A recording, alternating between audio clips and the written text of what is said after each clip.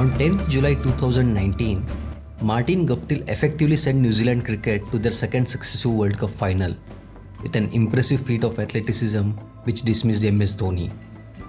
4 days later, Martin, with a chance to win the World Cup in the Super Over, fell agonizingly short of the popping crease.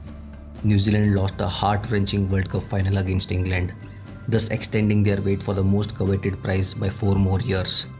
This sums up the cricketing history of New Zealand, the glorious highs and the heartbreaking lows, often a bridesmaid, never the bride. While the New Zealand cricket team is not known for its success in terms of winning big trophies, they have a storied history and a reputation for being the good guys who play some engaging cricket. Their approach to the game excites the romantic, the idealists who believe in the beauty of the sport and in the idea of fairness and sportsmanship. Although New Zealand started their journey in international cricket in 1930, it took them 26 years to win their first test and 39 years to win their first series. In contrast, during this time, India and Pakistan had not only made their debuts but also won 2 series each. In ODI cricket, New Zealand got better start. They won their first ever ODI and series. Their first major success in ODIs came in the ICC Knockout Trophy in the year 2000. New Zealand's rise in cricket can be traced back to the 1970s with the arrival of Sir Richard Hadlee, one of the best bowlers of his time. At one time the highest wicket taker in Test cricket, he was the first to go past the 400 Test wickets mark. As a hard-hitting batsman, he even contributed with the bat with over 3,000 runs. Sir Richard Hadlee also featured in the most infamous event in Kiwi cricket, the well-known underarm ODI match in 1981.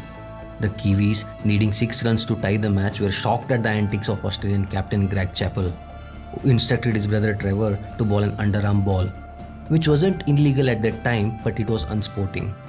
The other star Kiwi player of the time was Martin Crowe. Together, Hadlee and Crowe put together many match-winning performances while exciting all with their prodigious skill.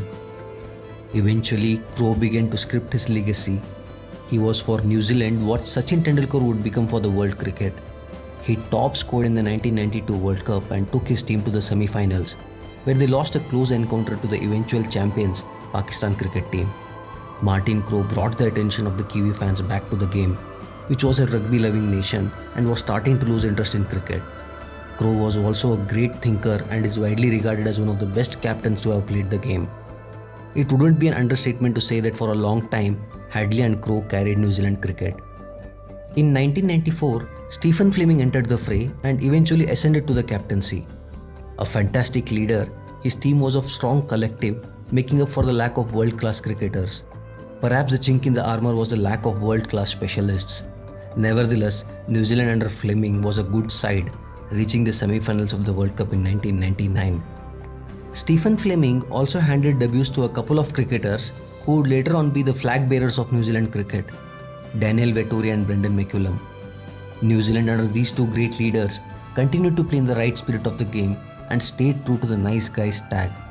Their brand of exciting cricket, powered by big hitting and prodigious bowling, proved to be entertaining and effective as McCullum's side for the first time reached the World Cup final in 2015. This base was built upon by the brilliant Kane Williamson, another fantastic batsman and a leader. A world-class batsman in his own right, he has been ably supported by the likes of Ross Taylor, once a figure in the shadows, now New Zealand's highest run scorer in Tests and ODIs. The Black Caps have the best result rate in the last decade in Test cricket and made significant strides in limited overs with 2 World Cup finals. A year has passed by since the closest World Cup final there was ever, and the future of New Zealand cricket is sure to attract eyeballs.